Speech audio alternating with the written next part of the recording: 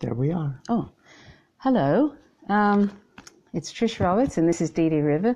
She's joining me tonight, and we thought that we would talk about technology and ethics. And if anybody can hear us okay, just leave a little comment. And so I wanted to start with, I was just talking to Dee Dee earlier today, and I read this report. I read this article about. Steve Evans. Hi, Stevie. I read this report about in South Korea. There's There's a group of scientists who are doing some research on killer robots. You know, just like Terminator robots, and that's what we need. Yeah, that's what we need. And apparently, there's there's been a lot of outcry from other scientists about this, and we talked about. Basically, I mean, that issue of an outcry of science of other scientists is what brought us to the conversation. Yeah, because that seems to be fairly rare when scientists actually make an outcry about something. Yeah. I think the last time that happened was around genetic engineering, where they actually had a halt to genetic engineering for a while, because after they invented genetic engineering, they were going ahead, and somebody found one of their students was using a vector that was, I think it was a human cancer gene into a simian virus, and somebody said, that's not a really good idea. No. And so they said, maybe we should slow down and think about this. Mm-hmm.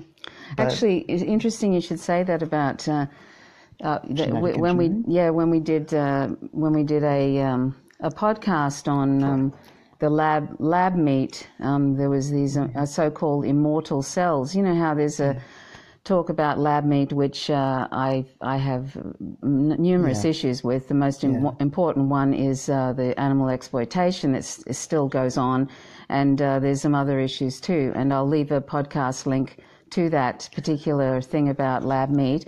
But the thing we were talking, the immortal cell line thing. They're basically cancer cells. They're cells which will reproduce continually, and they tend to be used for cell lines because of that. And they can go. They've actually found all sorts of weird. Oh yeah. Basically, things. When you put some sort of a cell line and you start it starts out reproducing as the cell line from a certain person, and they name them for that person that it started out as. And after a little while, they almost always turn into something else. So they're really not immortal. So they actually. Well, basically, the problem is when you're reproducing cell lines, you introduce impurities, and when you're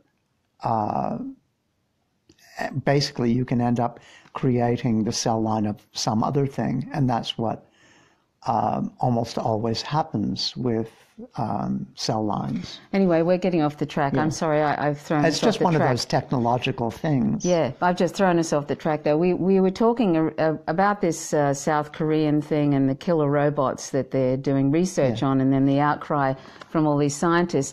We talked about how why do they do that kind of thing? Yeah, and we talked about why that there is a sort of a lack of a moral compass or ethics in relation to technology, and that's sort of under the umbrella of capitalism, because it's almost like anything that is seen as profitable. Doesn't matter if it's sort of got a lot of problems ethically.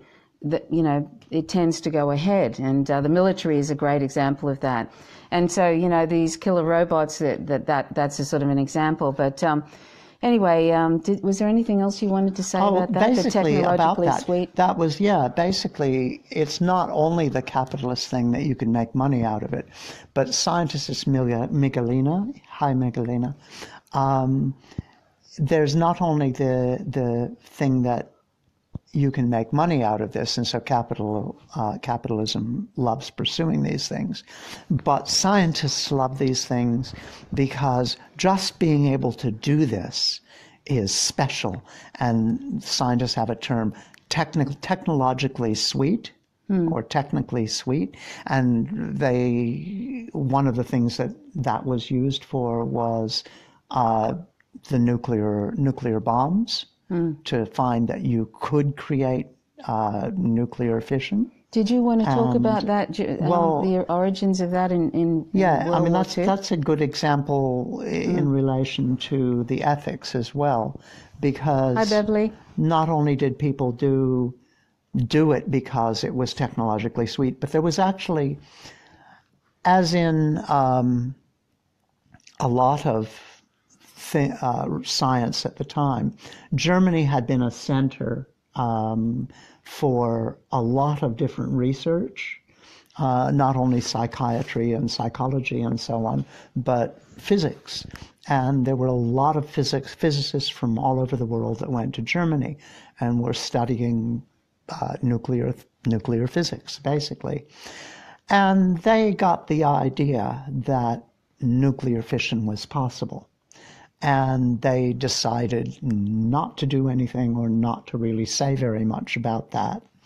And they all kind of had a little pact, because they realized that if they made nuclear bombs, this was going to be a problem. This is in Germany? This was in Germany at the time. And when the Nazis took over, a lot of the scientists, like a lot of the psychologists and psychiatrists, all left Germany. And not all of them, obviously, but many of them.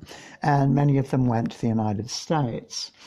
But as Hitler came into power, the scientists, particularly in the United States, became really concerned that the physicists who were still in Germany would pursue the development of an atomic bomb.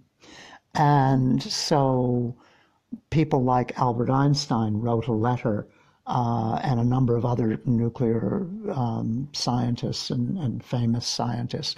Leo Szilard was one of the people who was key in that. And he was a Hungarian physicist who was living in the United States at the time. And Leo Szilard, I think, really was pushing for the United States to develop a nuclear bomb, because he was very worried that the Germans would develop a nuclear bomb. Right. As it turned out, the German physicists mostly decided to kind of keep the information to themselves and not to develop the bomb, and to be a bit obstructionist even. And so Hitler's bomb they had a bomb project, but it really didn't go anywhere. Right. And when people like Szilard, who was working actively on creating the bomb in Los Alamos, realized this, a number of the scientists said, okay, they're not doing this, let's stop. And he became one of the main anti-nuclear protesters among scientists, and he tried to organize scientists against the nuclear thing. Right. But, I mean, that's an example where there were enough scientists in Germany who decided that not to try and develop the bomb there. Right. But there were enough fearful scientists in the United States. They developed the bomb. Yeah. And the trouble is, once something like this is developed, and I mean, you had people like Oppenheimer, who was doing it because it was technologically sweet. Yeah, that term, So really he didn't came have from a that problem, period. Oppenheimer, or he did later, didn't he? He did later, but I mean, it was like he was wrapped with it. It was like he had that, thing where he saw the first nuclear explosion and was reciting things from the Bhagavad Gita. You know, Jeez, we have seen God brighter than 1,000 suns. You know, that expression comes from the Bhagavad Gita, because Oppenheimer was actually reciting it when the first bomb went off. Oh no, in Nagasaki and Hiroshima. No, in New Mexico. Oh, I'm sorry. They had a couple of tests in New Mexico before they dropped it. Yeah. On Japan. Right. And of course, there were scientists in Los Alamos who had been working on the bomb who realized that Japan had effectively already indicated it wanted to surrender. Yeah. But the military wanted to push ahead and drop the bombs. Yeah. And this created it was a massive experiment. It was an experiment. It was an experiment, but it's an example of the way once these technological things get out, even though the scientists thought, oh, what a fabulous thing. People have to use them. It's technologically sweet. From the military standpoint, it's not technologically sweet. It's a weapon. Yeah, that's right. And we want to try it. We want to use it. And they continued. Interestingly, the U.S., the military, continued to, there's an Empire Files episode where it talks about the experimenting on soldiers and actually exploding nuclear bombs with soldiers in range, even though I'm pretty sure they knew, and they also used animals in range in the Marshall Islands and also elsewhere. And in New Mexico and in Maralinga, in Maralinga. Yeah, there was they were experimenting using soldiers in these nuclear blasts. Yeah, and they experiment with nerve gas. Yeah. They did that in New Mexico also, where they waited until the wind was in the right direction, and it wiped out herds of sheep and some Native Americans, mainly Apache, who were had their tribal reservation down there. And they knew exactly what they were doing. And they knew what they were doing. Yeah, and they knew exactly what they were doing in the Marshall Islands. They actually, after they did these blasts, they then started testing on the people that were in that area to see the effects. I mean, this is amazing. Anyway, you can see that actually in the documentary by with John Pilger's documentary, The Coming War on China, which is very interesting. And that Abby Martin one that you mentioned, excuse me. I mean, they talked to some of the people whose... sorry, it's a little homage to Palestine. Where they had ships off of the coast, and they told them to come in close to the bomb, where they would be certain to be exposed to radiation. Oh, yeah, charming.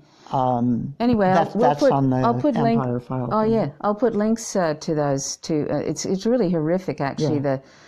But anyway, So Didi, we also. Sorry, go on, Didi. Yeah. That's an interesting thing with the way the military will take that stuff. I mean, they will use it unethically.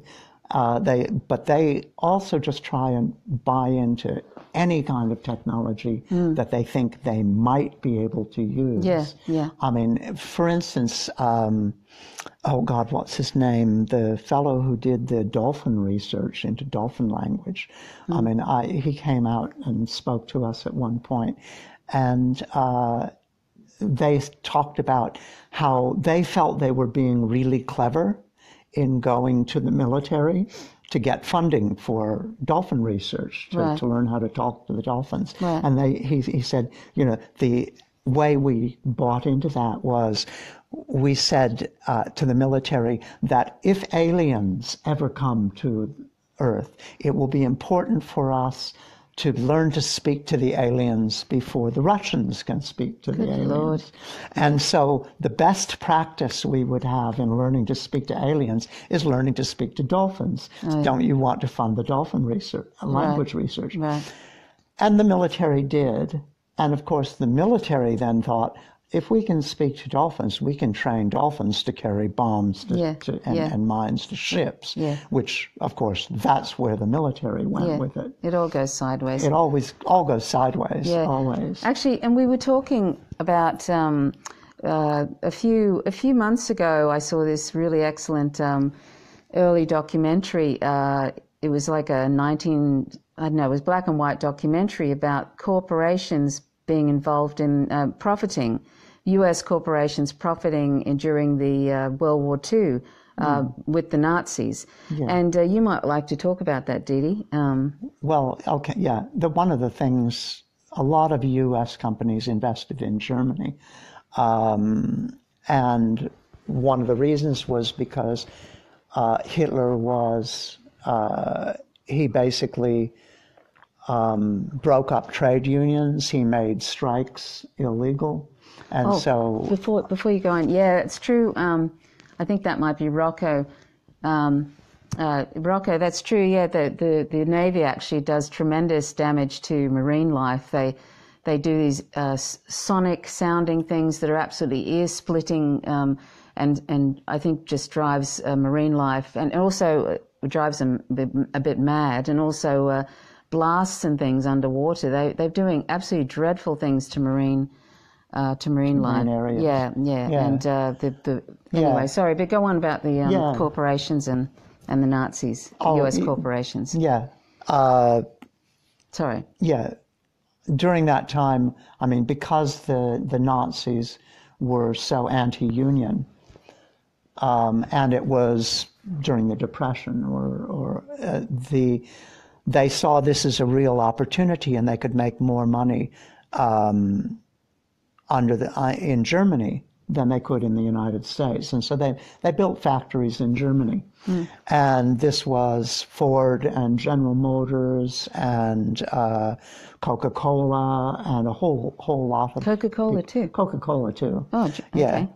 And they were making heaps of money there. Standard Oil? Standard Oil, well, as Hitler became more powerful, they thought, oh, well, great. They weren't worried too much about the racism because a lot of them were racist, like Henry Ford. Yeah. And a lot of them were anti-Semitic. But they really liked the idea that Germany was going to attack the USSR. Right. Because that was the bastion of communism, and communism is the opposite of capitalism. Yeah. And so if they crushed the USSR, that was great. So even though they could see war was coming, they were happy to fuel the war. Right. And so General Motors and Ford and stuff made tanks and made trucks and made all these things. They not only in Germany. In Germany. Yeah. And in factories in Germany. And not only made them in Germany, but made them in America and sent them to Germany. Right. And Standard Oil provided fuel, lots of fuel, because they knew they were going to need fuel. Yeah. And they were developing, IBM did things for Auschwitz? The command and control, well, for Auschwitz, but also for isn't that special? Links between the bombers and the tanks, and communication things. So IBM was in on that too. Standard Oil was in IG on that. Farben, which turned out to be Bayer. Bayer, they developed the gas that Zyklon B. Zyklon B that for the gas chambers. For the gas chambers. I mean, that's charming. This is an example, and if we want to know where the rot was setting in, it probably was setting in before this, but I mean, you can see the rot of capitalism setting in when U.S. corporations... The rot set in long before that, but you can see a very obvious setting in of rot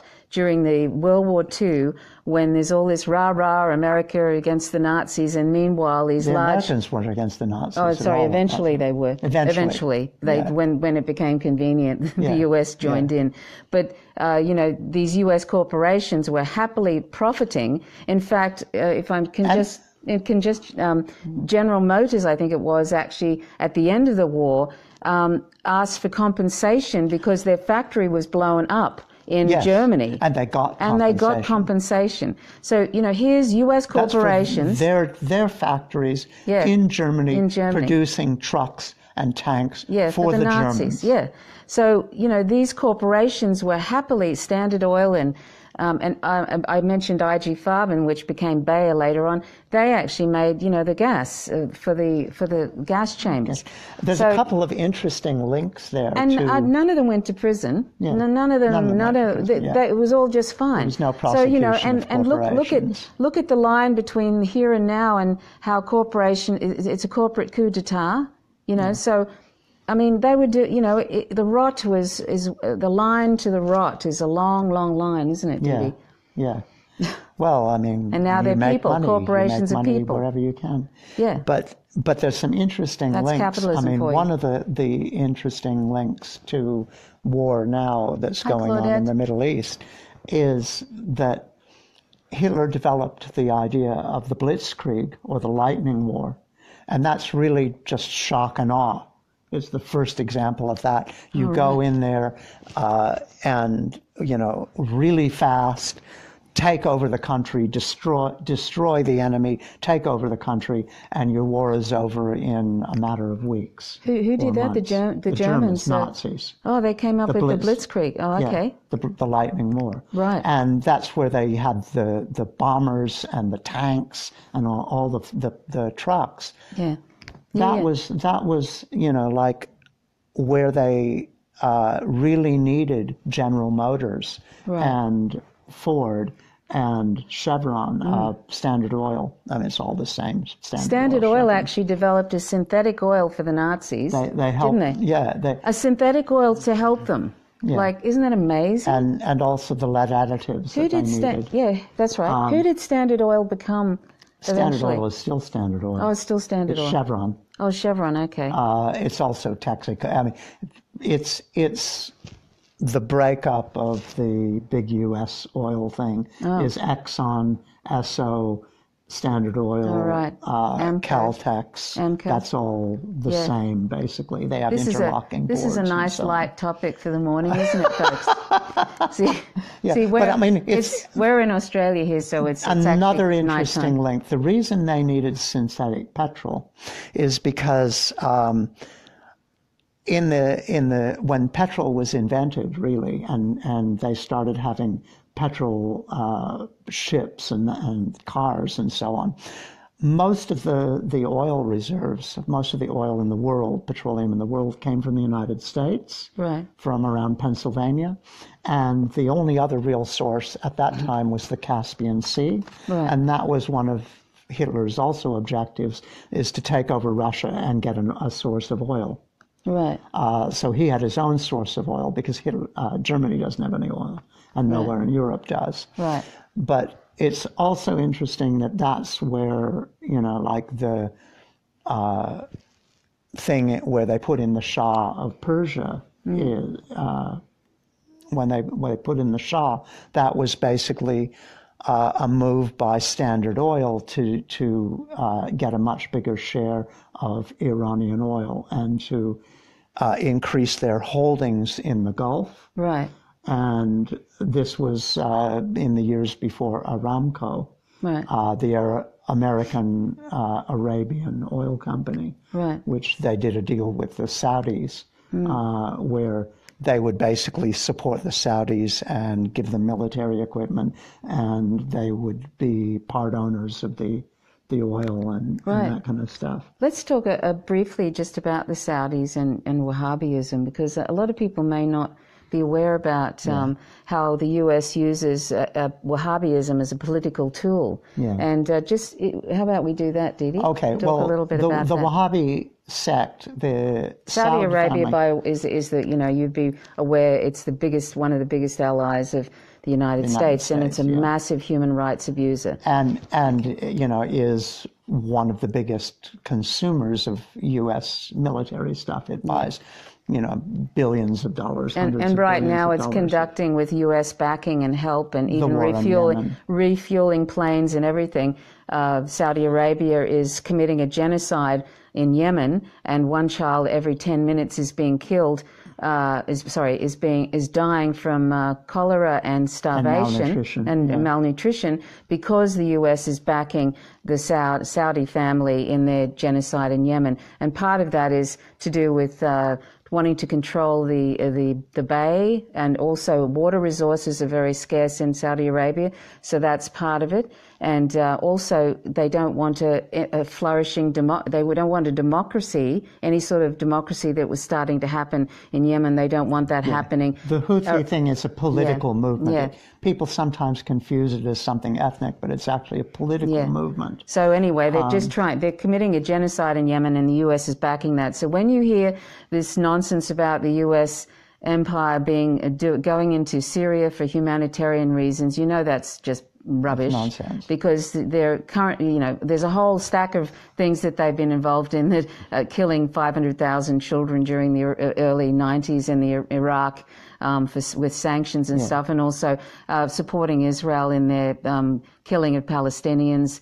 And giving them lots and lots of millions and millions of dollars and everything in their apartheid state, and this genocide in Yemen, backing that, and a whole host of other things. So anyway, just this humanitarian reasons thing is just nonsense. But anyway, let's get back to Saudi Arabia going back Wahhabism. into the Saudi thing. The Saud family started out as a principality. At one point, there were 4 main kingdoms in what is now Saudi Arabia, and the Hashemites were the people who had the kingdom, which was Mecca and Medina, the 2 holy cities of Islam.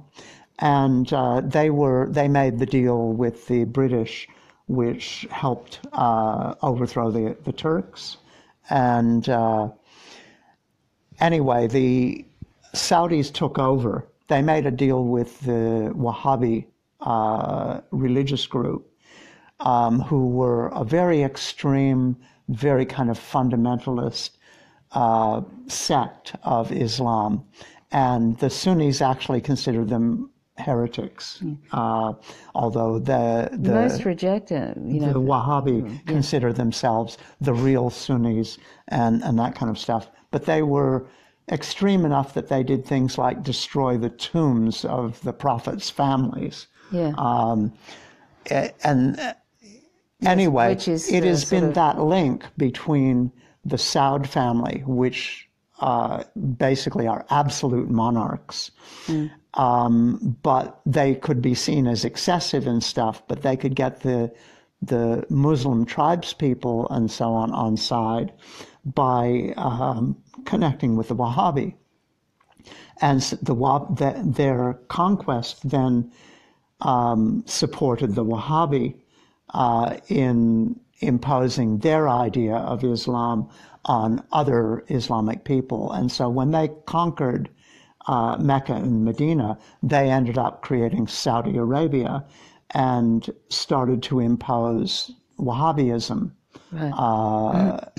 on all of Saudi Arabia, and to try and promote this as the real Islam. And how did the U.S. get the U.S. had this deal over the oil with the Saudi family, which allowed the Sauds, who are absolute monarchs. There is no constitutional monarchy. They're absolute monarchs. And their deals with the Wahhabi has meant that they've had the very restrictive form of Islam, with women not being able to drive, no movie theaters, all of that kind of stuff, people being headed, all of that fun stuff. But later on, when the Russians, going to the Cold War, when the Russians invaded Afghanistan, the U.S. went in and tried to do this. When was that, Russians invading Afghanistan? Oh, God, when was it? 80s? It was the 70s, I think. 70s, okay. Yeah. 70, was it 79 or 81, somewhere around in there. And the Russians invaded there. The U.S. decided to try and back the Mujahideen to attack the and just remember, Reagan invited the Mujahideen to come and see them in the White House, and at that time, celebrating them as and at that time, what's his name was best friends, who's the great enemy of the United States, the terrorist. Oh, you mean from Iraq? No, they Saddam killed Hussein. him. No. They've knocked off a lot of people. Is this in Saudi Arabia? No. Yeah, Saudi Arabia, he's the head of Al-Qaeda. They had, Osama bin Laden. Osama bin Laden was great friends. They had pictures of him with the heads of the CIA and all this sort of stuff. And he was helping to organize the Mujahideen. Yeah. But the U.S., being the U.S., didn't want to pay for all of the help. And they went to their great friend and supporter, Saudi Arabia, and said, you pay for half of it. Right. And so the king of Saudi Arabia said, okay, we have to pay for half of it, but I don't personally want to have to pay for it. And since I own the country, that means the country doesn't want to have to pay for it. So I'll go to my allies, the Wahhabi, and they can take up a collection in all of the mosques and promote this idea of jihad, that this is an Islamic country that's been attacked, and under jihad we owe it to our brothers to stand in solidarity and fight the infidels. Right. And so this really started the jihadist movement. Right. And the Wahhabi, the money was collected and the Wahhabi sent people over there. Can we just stop for a second with the jihad thing? That's actually an internal transformation too. The word jihad is often sort of distorted. In Islam, as far as I know it, and that's having studied a bit in Iran, jihad has sort of 4 levels. It is a battle. The most overt form is a physical battle, but then there's the battle with wealth, the battle with knowledge, and that's, you would use your wealth to try and spread Islam. You would use your knowledge and your ability, your science, to try and spread Islam. And the highest form of jihad is jihad with yourself, within. Anyway, so that just a different sort of aspect to that word jihad. But it's often, sort of, go on. But the jihadists, the ones the Wahhabi were doing, they were also using this as a way of spreading Wahhabism. And so they sent people over and created madrasas in Pakistan and ultimately in southern Afghanistan. And out of that came the Taliban. Right. And the Taliban actually ended up going to war after they got rid of Russia, going to war with the Mujahideen, which were mainly northern Afghanis, and ultimately won that war just before 9/11. Right. But they were at war as a civil war for 10 years after the Russians left. Yeah, right. And so Afghanistan had nothing but war, and the ultimate thing was the imposition of the Taliban on Afghanistan. And when I knew Afghanistan, when I was there in the 70s and that kind of stuff, women weren't wearing burqas and weren't wearing all that kind of stuff. It was fairly liberal in many ways. I mean, yes, there was religion. Yes, some people followed it fairly strictly, but I mean, they had their own traditions. There were a lot of different tribal groups, and it was a very, very different place. Yeah, and so, you walked across, Didi walked across Iran, in what year was that, Didi? 1972, I think. 1972, she walked right across Iran. And how did you find Iran? Incredibly friendly, lovely, lovely, lovely people. Yeah. I found I was brought into people's homes and invited in. At the time, I was learning Farsi and also studying Islam, and Iran today. I mean, I mention Iran because you hardly really hear anything about what it's really like, but. Iran is comprised mostly of people under 35 years old, Yeah. It's actually a very, very friendly place. But all you hear about is that it's some sort of absolutely monstrous, evil place, and that's what they want, the U.S., empire wants you to believe, so eventually they can invade it, and that's what they intend to do.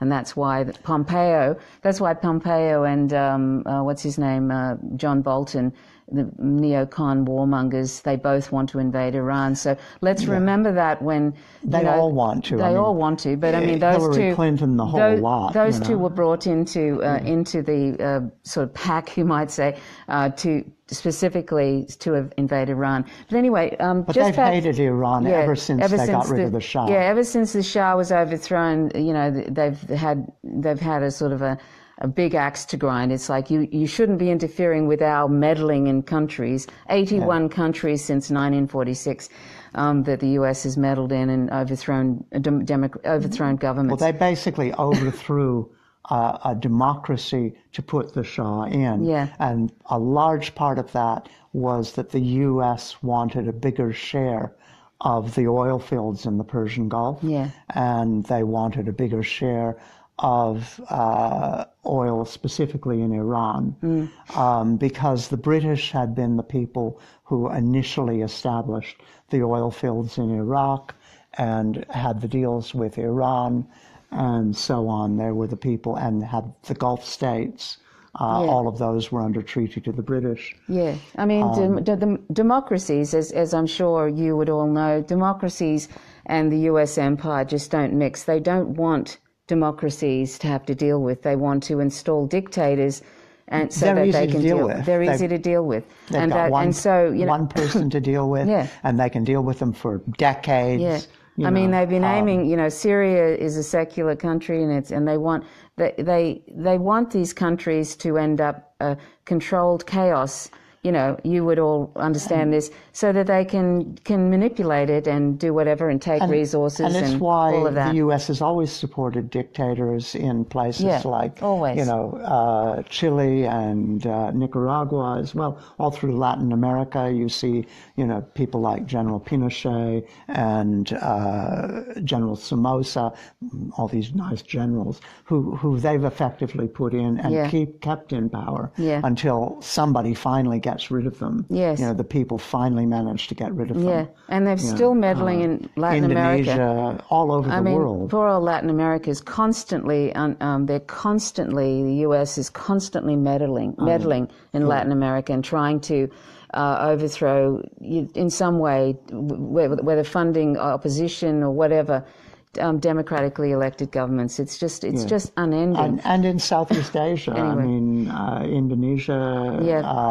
The Vietnam thing was about the Diem regime. So this whole thing is spreading freedom and democracy is much nonsense as the going into countries for humanitarian reasons. They spread dictatorships. They're all just empty words used to, as part of the big propaganda campaign. But you probably all know this anyway.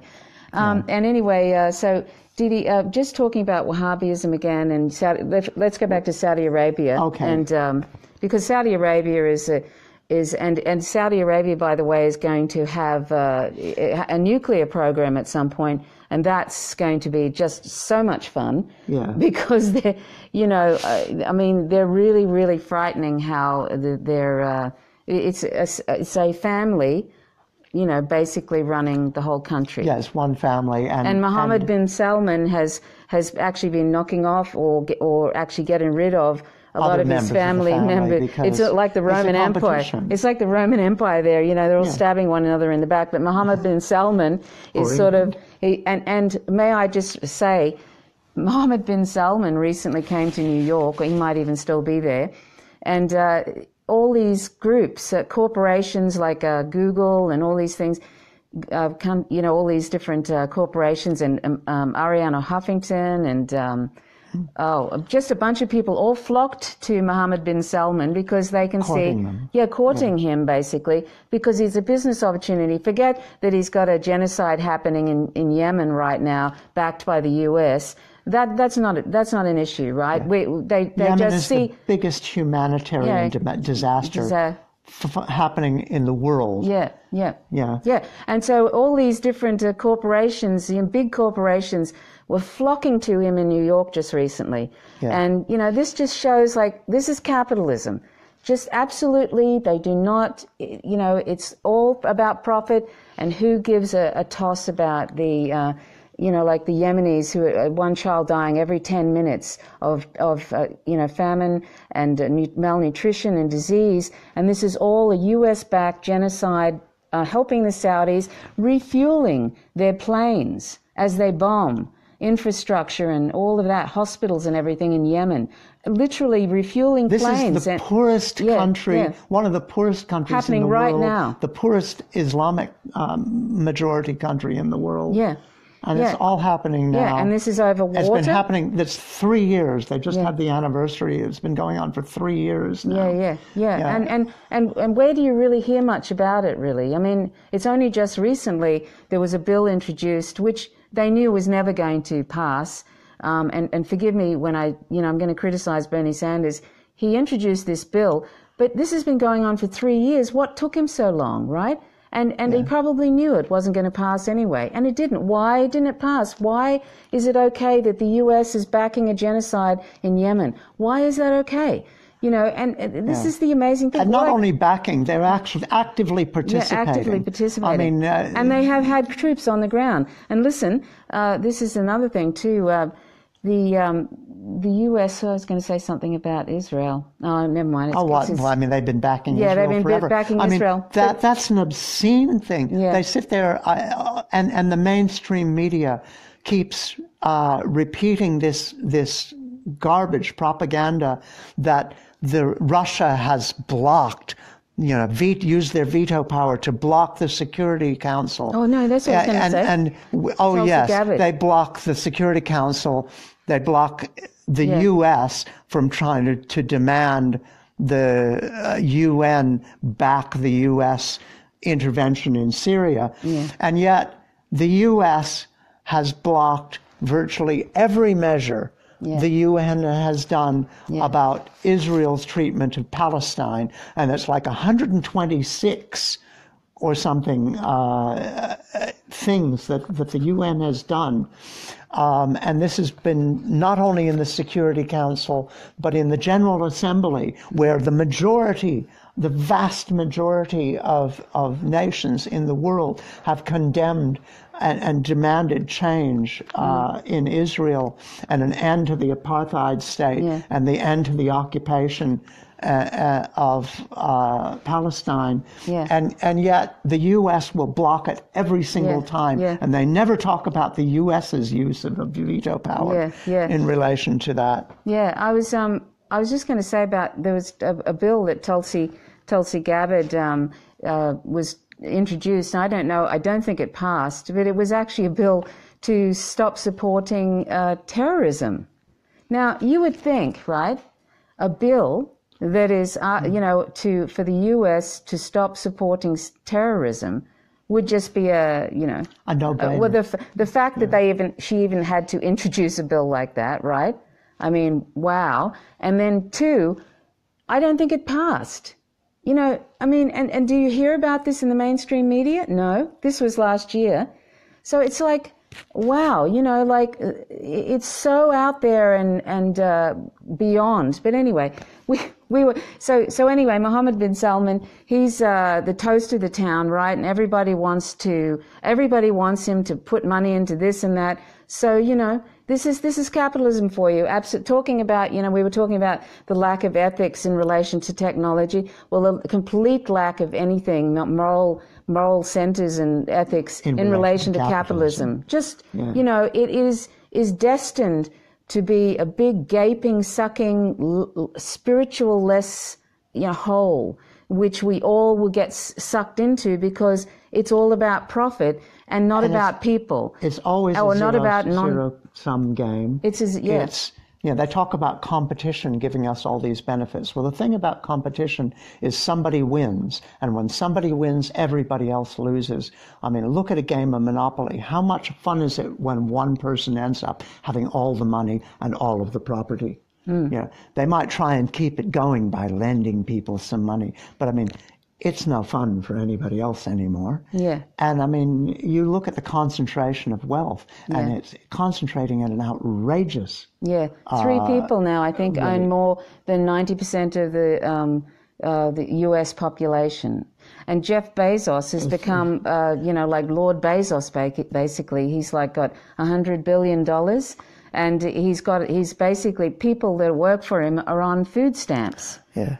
And Uber is basically destroying the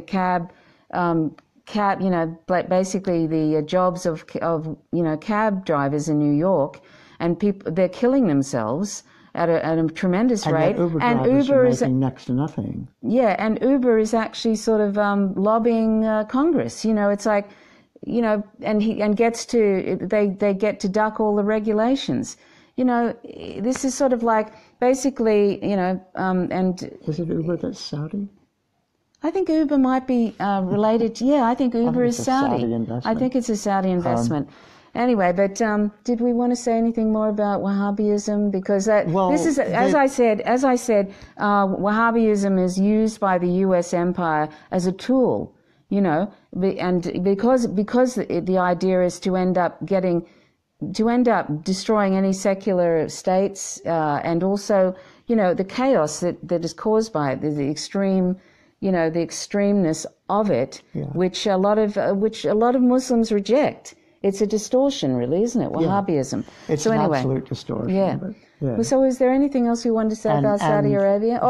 Sorry. Saudi Arabia is, of course, one of the greatest funders of the really extreme fundamentalist Islamic terrorist groups, Al-Qaeda and Al-Nusra and all of these things, which the U.S. call moderate rebels, and also funds and backs and sells arms to. Yeah. And really, ISIS it's a bit of a revolving door with these other groups, and ISIS.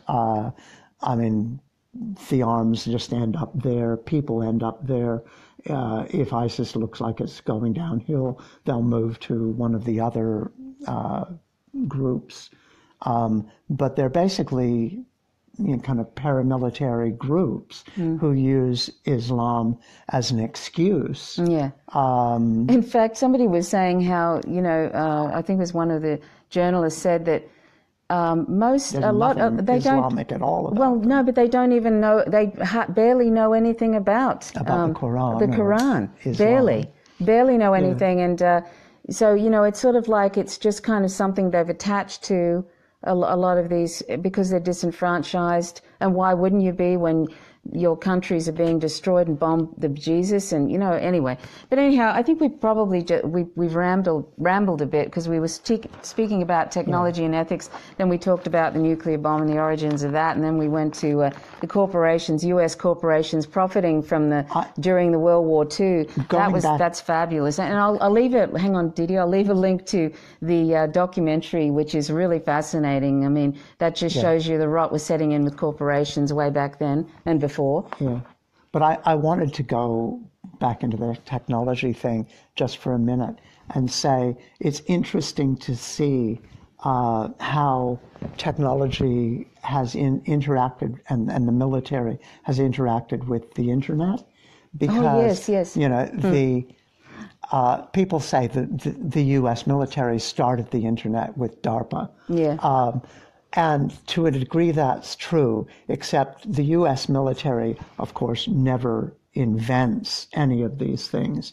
The U.S. military uses the invention for itself. Yeah. And, of course, they used the linking of computers. Yeah. But there was ARPA, there was the institutional thing, and right from the beginning there were universities talking too, which ended up developing into the internet we know. Yeah. But paradoxically, at the same time that level of freedom and connection and communication was happening within the wider world, and people saw this as liberating, the U.S. government and the military saw the potential military and control applications and have used it for surveillance. Yeah. To where they follow everybody. I actually listened to a Robbie Martin podcast, and somebody, I forget what his name, he's written a book, and I'll leave a link to that, actually said that it really originally it was part meant also to be a surveillance thing right from the start, the internet. Yeah. So in fact, it's actually developed in the exact way that they probably hoped it would. I don't think they sort of engineered it to, I don't think they were clever enough to have it eventuate like this. But, it actually has become the internet exactly what they really intended it to be, the military intended it to be. And the other thing, I've forgotten what I was going to say. Go on. I'm a little bit...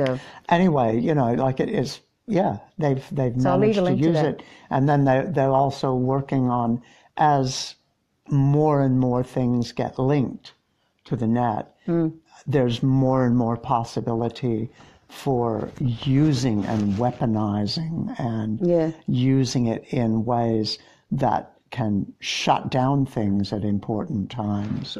And this whole NSA exclude thing. People. Yeah, this whole NSA thing where they collect all the emails and all the information from U.S. citizens that come in and go out.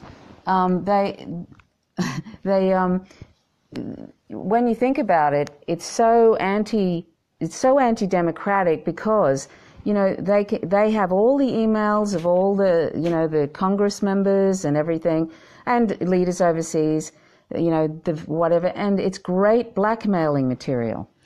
So I mean, anybody who so any sort of congressperson who or whatever. Not that I think I'm not saying that they wouldn't. They've got lots of other problems with lobbyists and stuff, allowing lobbyists to pay them all, bought and paid kind of thing. But it certainly is a great, the NSA and all the information they have on everybody, it's a great blackmailing tool, and they can also just distort or whatever. So remember that, it's this surveillance thing, it's just crazy. And it's also surveillance, like the surveillance thing has gone really, really kind of crazy in the sense that there's more and more closed-circuit TVs around the place. They're doing wonders with facial recognition to where you can start reconstructing people's face even if they have a mask. To vocal recognition, so you can pick up on their voice, to connecting through your TV set, smart television. They can turn on the cameras. They can probably use microphones for all of your devices. You've probably experienced, I don't know if you've experienced this, but like, for example, I'll give you an example. I was in the pantry and I mentioned something about a specific product that I must get, and it was totally, a specific product.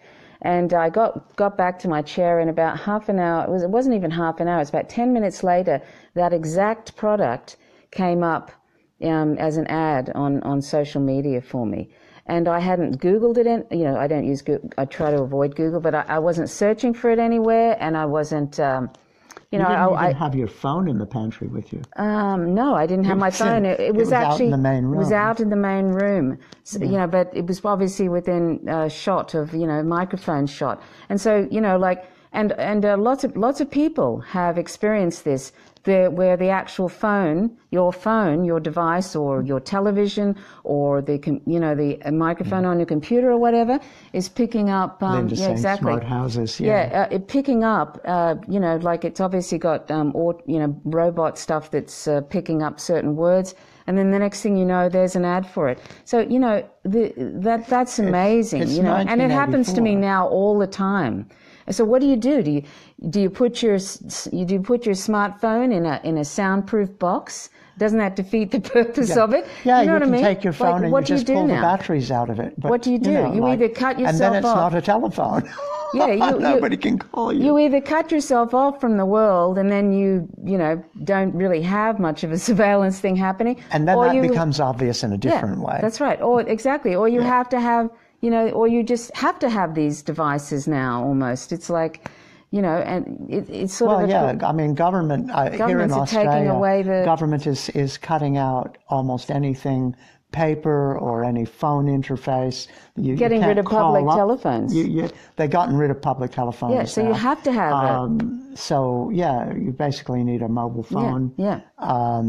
You basically can't get in touch with the government department. You can maybe call and get some of their endless menu loop things, but if you really want to check anything out or do anything, go online. You have to go online. Yeah. Which is fabulous. Yeah. Anyway, but we're sort of rambling, so we probably might wrap it up. Is there anything else you wanted to say about Wahhabism in relation with the to Saudi Arabia? Thing, yeah, basically that particular jihadist movement came from Afghanistan, and when the Afghani war ended, the jihadists who had gathered from around the world wanted somewhere else to go, and so they were looking for other places, and they became a really useful tool. They were a useful tool in Libya, in Egypt, they're a useful tool for the United States, Syria, the U.S. empire, for creating problems. Yeah. For any country they want to invade, really. Yeah. So if ever you hear of the United States government saying how much they care about women's rights and stuff, just remember that the Wahhabism, which they use as a tool, a political tool, is it's a distortion of Islam, and it's also a lot of Muslims reject it. It's a distortion, right? They're actually using it to oppress women. So whenever you hear the U.S. government saying how they care about women's rights, bunk 'em, basically. Yeah. I wanted to just say one thing. You mentioned secular governments. I don't know how many people realize this, but Libya, Egypt, Iraq, Syria, they were all secular governments. Gaddafi, Nasser, Assad, they weren't fundamentalist Islamic states. They were secular governments who were trying to develop. Almost all of those people were also involved in the creation of the non-aligned states during the Cold War, where they didn't want to be dominated by either the West or the East, either the U.S. empire or the USSR. They wanted to avoid any kind of colonialism and work for themselves and for the benefit. And that non-aligned power group has grown, actually, but they have very little power in today's world. But this was seen as a threat, and some of the earliest destabilization campaigns by the CIA was actually, one of the earliest ones was actually in Syria. I think it may still have been the OSS at the time, but what's the OSS, sorry? The Organization of Secret Service, something like that. I don't remember, but it was the World War II version of the CIA. Oh yes, okay. It's what became the CIA. Yeah. And they organized their first attempt at a coup was in Syria. Syria. Oh, was that their first attempt? I thought it was Italy in 1947 or something. The CIA? I think... Yeah, they started doing that in the 47 or 48. I think they were formed, in 48. And I think immediately after they started doing that. This was before that. I think it was when it was still the OSS. Oh, okay. There's actually an interview by... a long time ago. Okay. And there's an interview by somebody who was involved in that on YouTube. Okay. Who was actually the person who was organizing that. Oh, okay. And he's come out, I'm sure. Isn't it sad? Isn't it sad? Can you imagine all these countries without having had that CIA meddling and all that? In fact, even Australia, the CIA meddled in Australian politics and they probably still do a continuation of it, but in 1975 they admitted they removed our Prime Minister Gough Whitlam, who after 18 months or something, and he was a Democratic Socialist Prime Minister, and was really great with free education, free healthcare. He was great with indigenous rights and a whole bunch of stuff. And he was anti-war, and he was, sort of, he didn't want, he was anti the Vietnam War and all that kind of stuff. He was really, really great. And they admitted that they helped get rid of him. So, we have an axe to grind. I have an axe to grind because he was a great prime minister, and they got rid of him. And it's been downhill ever since. It's been neoliberalism slide since then, and it's death by 1,000 cuts. And that's why we need to get rid of neoliberalism. And of course, if you're on Real Progressives, you probably heard about MMT, modern monetary theory, which is just a description of the current monetary system. And it's very important that we all understand MMT because it can help all of us.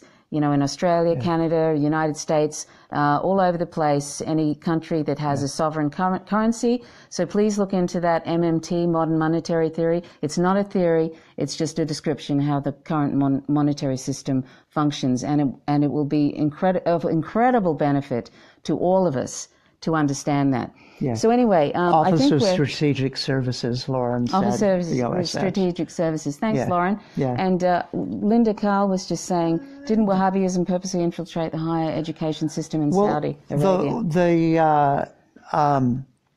In Saudi Arabia, there's a thing between the royalty and the ulema, which are the council of religious leaders, and the Council of Religious Leaders is able to set a lot of the social policy in Saudi Arabia. And that's the sort of deal they get so that they're not getting outraged at the excesses of the princes with their cars and their wealth and their wives and their sex workers and all of that sort of thing. And so they support this fairly corrupt state in return for being given very real social power. Right. And that includes the higher education system. Right. There was this deal actually that the US made with the Saudis about it was a straight out deal, wasn't it? You give us the oil and we'll do the something or other. Yes, basically they said, when was this? This is way back. Well, there's the original Aramco thing, which was the Arab American oil company. Yeah. And that was a deal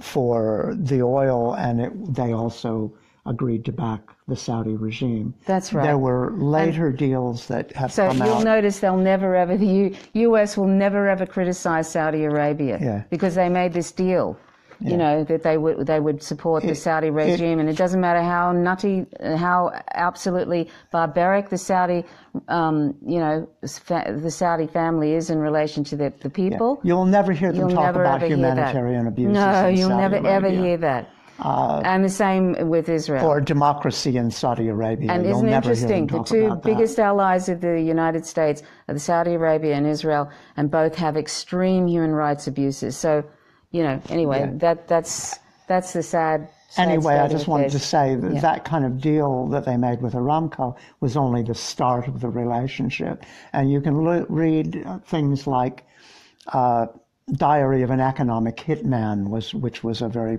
highly publicized book a few years back. Yeah. The author, I've forgotten his name. Was it Diary of an Economic Hitman? Of an Economic Hitman. It was somebody who was I remember using the weaponized economics to control other companies. And part of the deal with Saudi Arabia is that they would make all this money in the oil, and they had to invest it in the United States.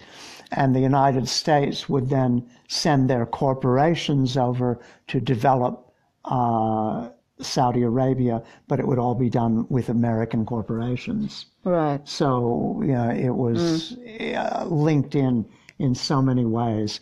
And there's just been link after link after link. Right.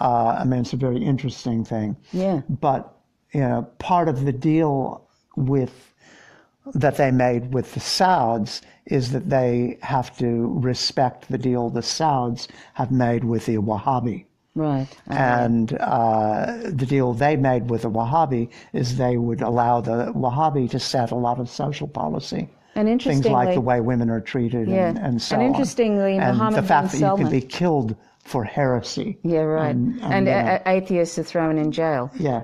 And you know, gay people. And anyway, it's you can find out. There's actually a great. There was a recent thing where they were persecuting trans people who had come on Hajj pilgrimage from Pakistan, where trans people increasingly have rights. Right. Yeah. Oh, that's right. Yeah. Yeah. Anyway, So there's a great Empire. I know I always mention the Empire Files, but that's because it's such a great program, and Abby Martin is such an excellent journalist. But she did a great program on Saudi Arabia, and I'll also put that in the information section. It's fantastic. But the Empire Files, EMPIRE files, it's wonderful. It's a wonderful program. They bring out various things. It's irregular sort of releases, but it's excellent.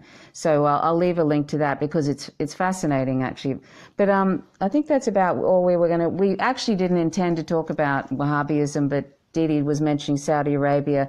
And, that's right, Mohammed bin Salman, he actually has been trying to do a deal, has he, with the Wahhabis? Yeah, there's been a really interesting thing within in World Bulletin, which is the Turkish newspaper. They did a really good analysis recently of Mohammed bin Salman, and they talked about the fact that he's not really liberalizing. It's really more about consolidation of power. And because, the king has so many mistresses, concubines, and whatever, that there are so many sons and princes and what have you, and any of them might be in line for becoming the next king.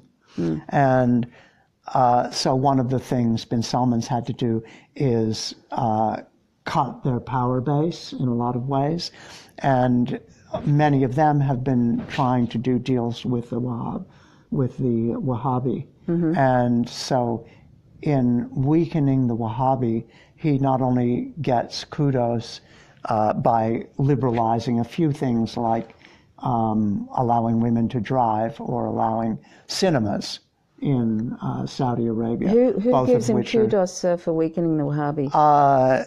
People in the West. Oh, okay, yeah. And also those people in Saudi Arabia who might want to see things become more liberal. Because, of course, there are people like that who would like to see less of a stranglehold on society by the fundamentalists. Right. It's just like the Taliban was certainly not universally popular in Afghanistan. It just occurred to me too. Not occurred to me, but Mohammed bin Salman obviously wants to make a lot of deals with huge corporations in the United States, and so if they sort of weaken the Wahhabi a bit, then there's lots of different things that he can probably do that wouldn't be so problematic because the Wahhabis weaken. It also reduces the criticism by the West of Saudi Arabia, because it's really hard to justify any claim that the U.S. supports democracy or is interested in human rights when one of its major allies and major recipients of arms is Saudi Arabia, an absolute monarchy that has beheaded more people in a year than ISIS ever did, and has an absolutely atrocious record on human rights and is women's committing a rights, genocide right now, and is involved in destroying Yemen.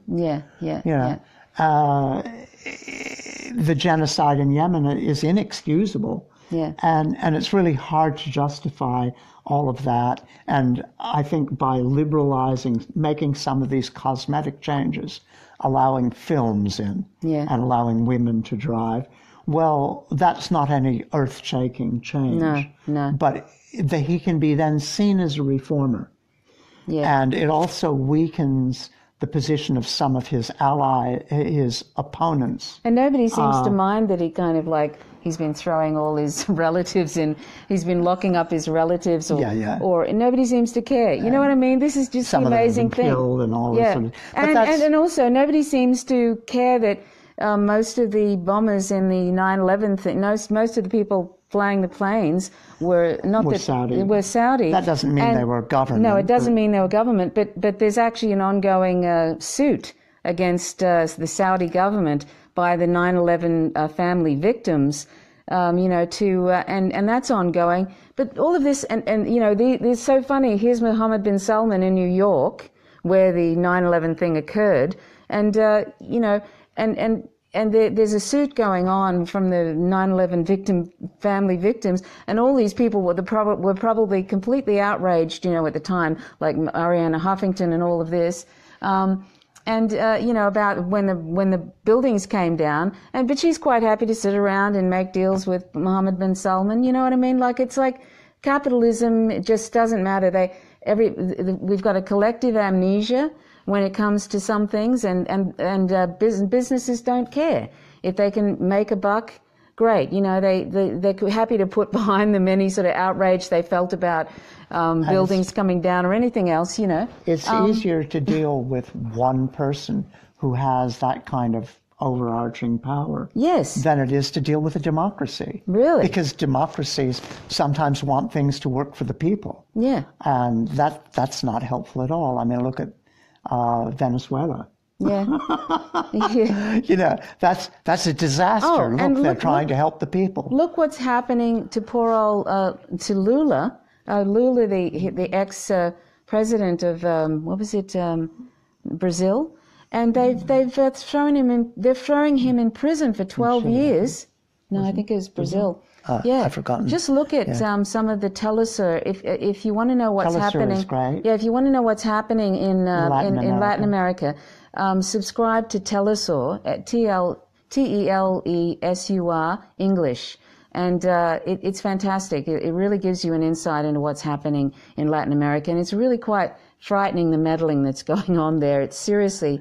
But the history of meddling in Latin America is outrageous. They're so fantastic. They keep resisting U.S. meddling, don't they? Yeah. Just keep on resisting U.S. meddling. That's what they do, and they really band together. The ones that, like, Colombia's not doing very well, but they really try, Yeah. And so anyway, we need to support these countries that are resisting U.S. intervention. We need to support Syria, and there's so many now, isn't there, Dee? And one of the things in so many of these cases, like in Venezuela, is because they're not allowing, global capitalism to have absolute sway. And of course, that was one of the big objections to people like Assad and Nasser and Gaddafi, is they were command economies. They said, basically, if we open ourselves to global capitalism, we're just going to be eaten alive. Yeah. We're going to be, poor people who might be used as really cheap labor while they just take all of our resources and give us virtually nothing. And they said, instead, we're going to try and use our own resources and keep control of it and get a decent price for it, and then use that money for our people. And that's why these countries have all had things like free education and free medicine and major housing projects and this kind of stuff. And like on Libya. human progress indexes, those countries were very high. Yeah, right. But these facts that they had barriers to transnational capital. This was one of the big objections the U.S. has always had. What's that? Because the U.S. is basically a servant of transnational capitalism. Yeah, I mean, Libya wasn't a bed of roses as far as, but Gaddafi actually had, I think he had some quite good social programs, didn't he? Yeah, and he well, also they had free education, including free university education. Yeah. And they would pay for people to study abroad. Yeah. They had massive housing projects, free And look at road it now. building, transportation, communication, all of that. And look at it now. That was unacceptable. Yeah. Unacceptable to the U.S., right? And Hillary Clinton, hoping this would make her look fabulous, destroyed that country, right? You know, the U.S. has destroyed Libya, made up more rubbish as to why to go in and invade, and then killed Gaddafi, a leader of a country, in the most hideous way, a really torturous, hideous way. I think they stuck a bayonet up his rectum or something. It was something dreadful. I mean, they absolutely... And then Hillary Clinton filmed it. Yes, and filmed it. And Hillary Clinton made a joke. We saw, he died. I mean, just appalling. So, but Libya was actually, wasn't a bed of roses, but it was doing quite well, thank you very much. And then the U.S. went in, destroyed that country, and now they literally have it's just a failed state, and they've got slavery now. They've actually got people being sold as slaves. So this is just one example of U.S. meddling in a country and destroying a country, and now they want to turn Syria into that kind of thing, because it's very easy if you have managed chaos in the Middle East. You have these managed chaos in each country, so that you can do what the hell you want with them. That's something that was in place from after the fall of the Ottoman. And may I say, 40,000 people or more were killed in that Libyan, attack. It's just, or more. But the managed chaos thing is something that goes right back to the fall of the Ottoman Empire at the end of World War I, when the British and the French got the chance to create these countries. And under the what was it? The Balfour. Sykes-Picot, but the agreement that they made, it wasn't the UN. What was it before the UN? I don't know. Okay. Anyway, the whatever it was before the UN, I've forgotten that organization's name. My memory is going. I don't think I know that. But they had created the situation where they said these people should be independent, and but they would give a mandate to France and England to manage those countries until democracy, not the OAS, Anyway, never mind. It was the they gave them a mandate to League of Nations. League of Nations, yeah. Thanks, thank you. Thanks, Dave. The League of Nations created these mandates, and the idea was that they would become independent. But first, being primitives, they would need to be taught how to have a democracy. And so Britain and France were to be allowed to run the countries. Don't you love that colonialist attitude? The colonialist attitude. The white man's burden.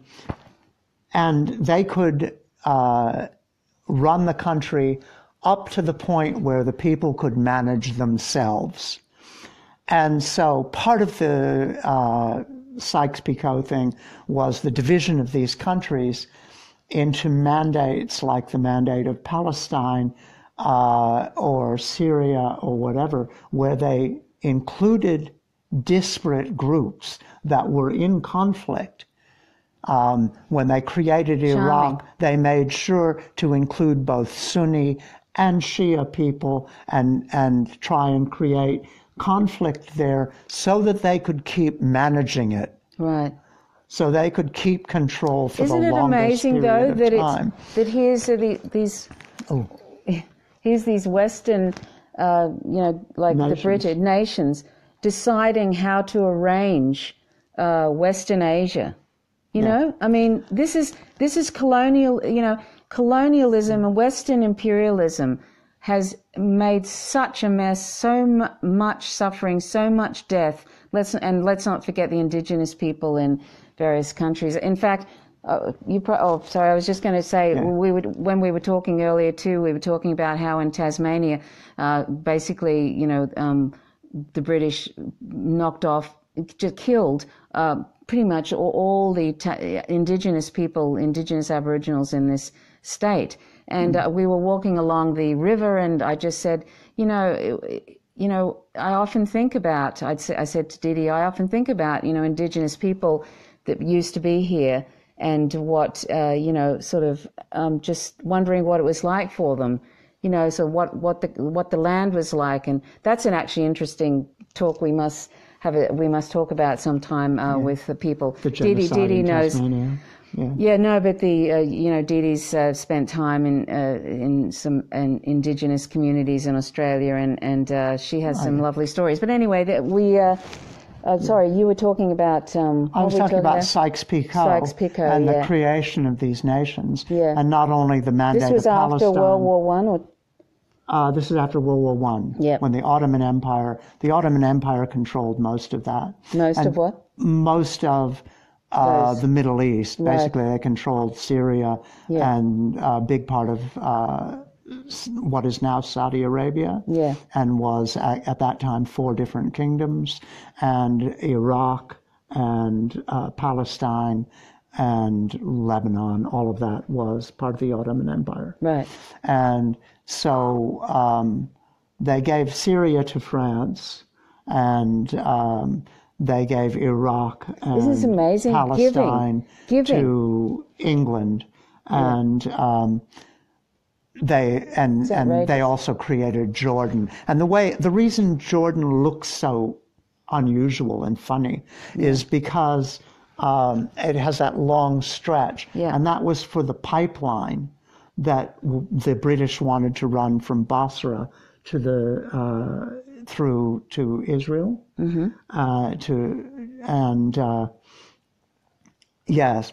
also part of the deal there was the Hashemite kings from Saudi Arabia, with Lawrence of Arabia and all of that, helped the British liberate that area. And part of the deal that they made was they would be independent, a deal which they really kind of cheated on.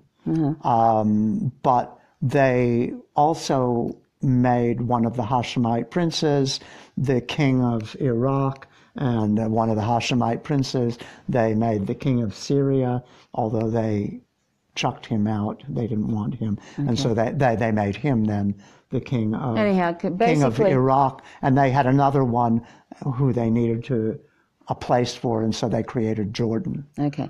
Anyway, so they basically were putting people together that were, or had differences of opinion, so that they could keep interfering, conflict, so that they could keep their control and we all under know the mandate. Yeah, and we all know what happened to Palestine. And part of the whole thing in this was that the British had discovered oil in Iran in 1908, and they had also discovered oil in Basra. And this was at the time when ships, and the British Navy was, of course, the big thing, but ships had been run by coal, and they were starting to convert to diesel. And all of the oil was coming from America or from Russia near the Caspian Sea. So when they discovered oil in the Persian Gulf, this became a major thing for the British. And so they wanted control of that. And that's where they got control of a lot of the ducal states. And what states? The states, Oman, Abu Dhabi, ducal states. The ducal states, the Emirates. Okay. And they also made sure that Mosul was part of Iraq, so they could have control of the oil fields there. Right, I see. And a lot of that was about oil. Yeah. And it wasn't really and it until... goes on, it's still about oil, isn't it? Yeah, it wasn't really until World War I exhausted a lot of the energy and funds of the empire. Yeah. But Britain still had a major empire. But World War II really wiped them out in terms of having the money to run an empire. Yeah. And that's when the United States particularly moved into the Gulf. And they had already moved in earlier in the 30s. Yeah. but they really moved in. The U.S., of course, also organized the coup shortly after they did the attempted coup in Syria. Yeah. They did the coup in Iran that put in the Shah. Yeah, yeah. And that was partly for Standard Oil. Right, for Standard Oil. Yeah. In Iran. Yeah. Oh, yeah. Anyway, we've kind of been prattling on a bit, so we might actually wind this up now. But thank you so much for watching, and I hope this has been interesting. I've almost forgotten all the different things we've talked about. We've kind of meandered around, but anyway, we hope that's been interesting. And is there anything else you want to say, Dee Dee? No, I don't think we can say anything else for the night. All right. Time. Well, thanks, Lauren. Thanks very much for watching. My name's Trish Roberts. This is Dee Dee River. I think we'll be back in a week or so to talk about some other topic. Actually, we had a topic we were going to talk about, and it was actually about sex work. And we thought... that's interesting. And that's interesting. But we thought maybe talking about this with all the serious stuff going on in World War III is more pertinent, so we'll wait, and in about a week we'll talk about sex work and some of the sort of the distortions about it. And what else... we don't want to go into it, but basically, you know, the demonization of sex workers and decriminalization, you know, the idea of decriminalization and all of that. So that should be very interesting, because Dee Dee has worked at a sex workers outreach project, and so she has a unique insight into that issue. So you know, that'll be interesting, and I think it's probably a perspective you don't hear very often, particularly in societies which can be so sex negative. So you know, it's a very good. It'll be an interesting perspective. So I hope that you'll look out for that one. Okay, all right. Well, thanks so much for watching. My name's Trish Roberts. This is Dee Dee River, and you're watching Faint Signals from Vega. Till next time. See you, Linda. See you, Jack. See you, everybody. Bye for now. Bye.